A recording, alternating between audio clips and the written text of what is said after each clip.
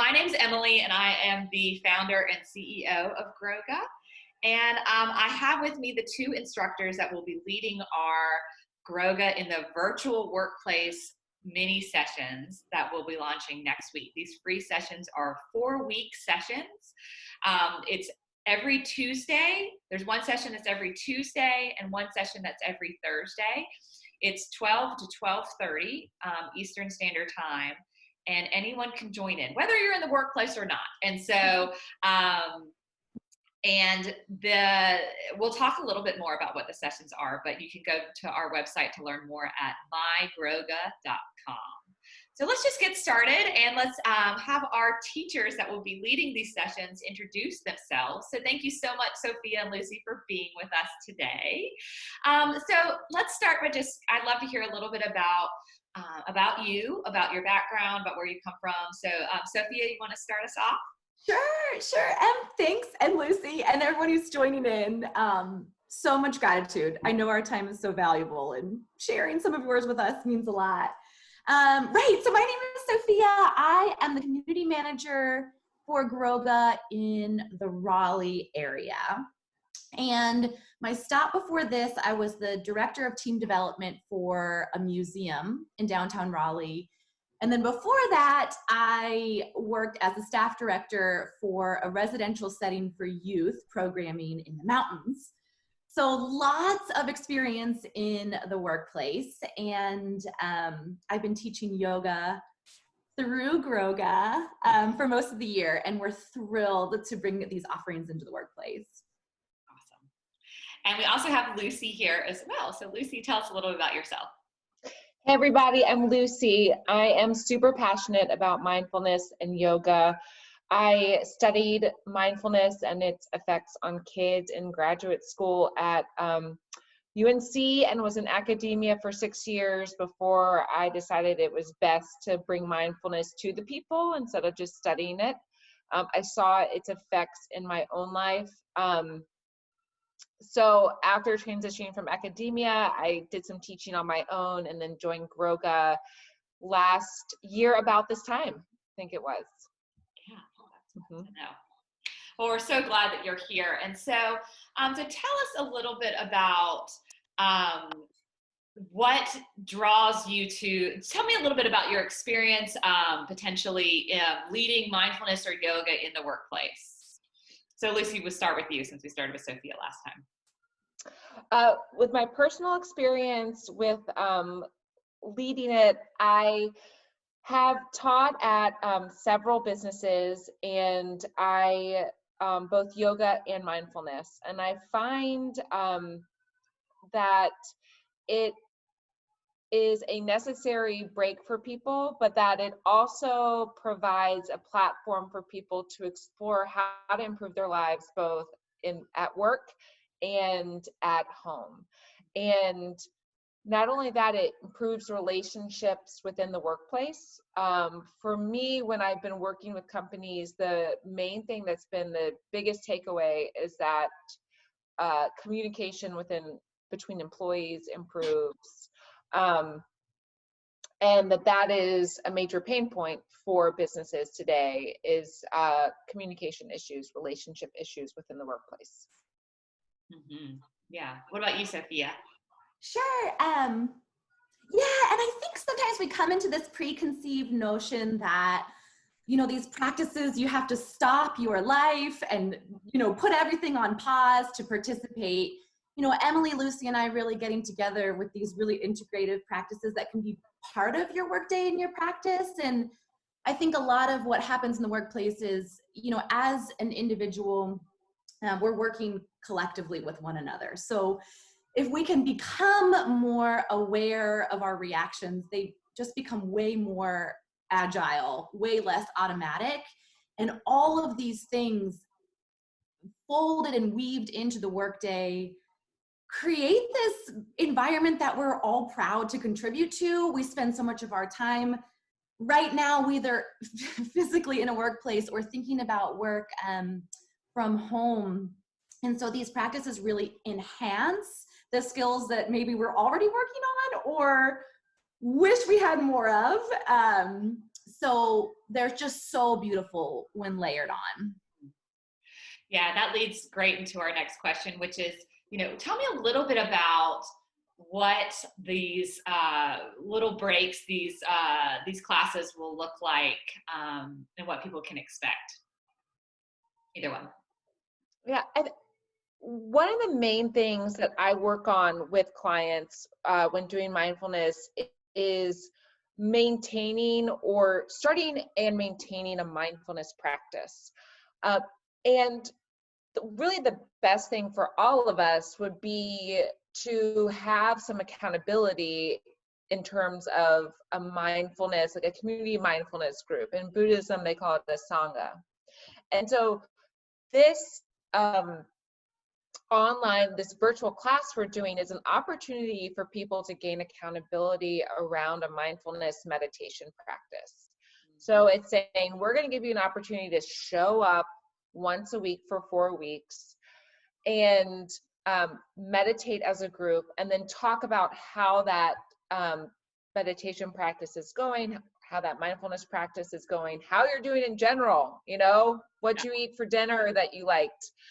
What we are missing so much right now during COVID is that we lack community, and as humans, we need community, we need connection. And so these 30-minute practices will provide you with the accountability to show up, to meditate, to kind of juice up your meditation practice, to start a meditation practice, but also a community who's like-minded, who's interested in meditation and mindfulness, and to discuss issues around that. I love that. Oh, so well said, Lucy. And, I love that idea of a really safe container. I think too, before I really got deep into yoga and mindfulness, I had this assumption that the teachers of these practices were very serene human beings, but so not, like, coming to it with just all of what's showing up. And I think we're at a time right now, and we're not, in these particular sessions, there's not going to be this overload of information. I don't think the way the world is going right now, we need that at all. I think we need a safe space where we can find a breath that doesn't just get us by, but gets us through. And you can do it where other people can hold pain and give you permission to feel joy. And this is more, let's tap into our humanity and hold hands and walk forward together kind of scenarios. Yeah. Yeah. And I think I think it's so true. And I think, two things that we at Growga always try to incorporate is that community piece. And that's like so important and so lacking right now. A lot of us are feeling isolated. And just like Lucy said, it's, this intention to bring people together, to share even about like, your struggles and also your successes. Like something great you made for dinner last night is a great example. And then just a chance to come together and breathe together and connect together, and accepting, like Sophia was referencing, really just like accepting the messiness in it all and just showing up and just being okay with all that you bring, right? Regardless of your experience level. So even if you've never practiced mindfulness or meditation before, would you say that these sessions would be,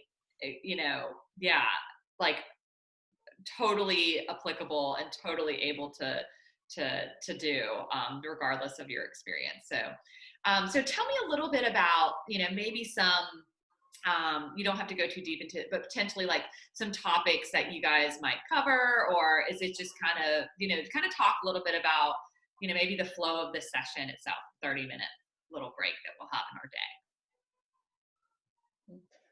Well, big thing is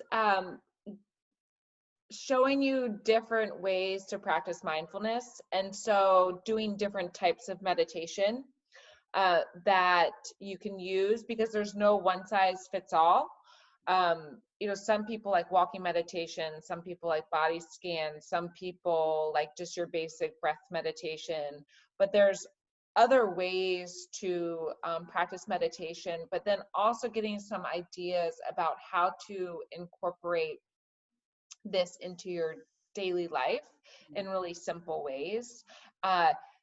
little reminders to give you to take 3 slow breaths, because like I said, a big thing is that people really struggle to start and maintain a practice. And so meeting people where they are in terms of the chaos, what level of chaos is there in their home? Are there a lot of kids running around? And carving out 15 minutes to meditate is just not foreseeable, is not doable for a long period of time. So really helping people think through, yes, we're doing this formal meditation of sitting and breathing together, but how else can you fit this into your day, whether it's washing the dishes or in your car or walking through your garden. Lucy, so good. And I love that. Just to mirror what Lucy said, this idea of radical self-confidence and trust, right? Lucy, Em, and I can provide this buffet of multiple different vantage points to get to mindfulness, and then you have full freedom to say, that works for my life and that doesn't. And moment by moment it can shift. So this offering and sifting through what works for you is a big point to these. Yeah.